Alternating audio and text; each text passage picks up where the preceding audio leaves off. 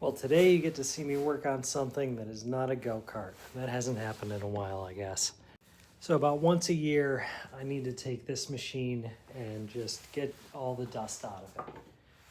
And today is that day this year. I think I've had this for 2.5 years so far.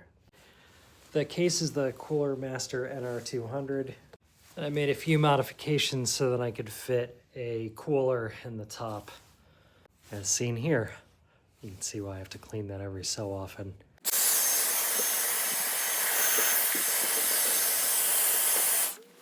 All right, that's done. I don't think anybody really recommends using a vacuum cleaner to clean your gaming machine, but I don't care.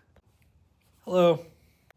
Anyway, I don't know why I really do like this machine, but I feel like whenever I try to take a picture of it, it really doesn't do it justice. This is just a really nice compact thing, and I like having it, and I did spend a lot of time trying to figure out how to build this.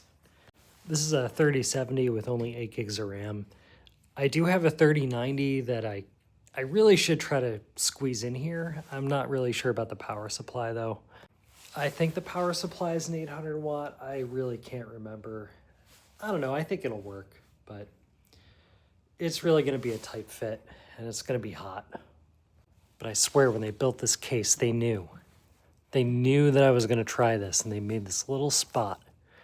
And they said, you can totally fit a gigantic card in here. Just, of course you can.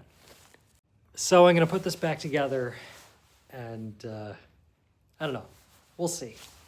This needs a fresh install of Windows also. This install has been pretty old. I just want to have iRacing on here and all the extra stuff for that.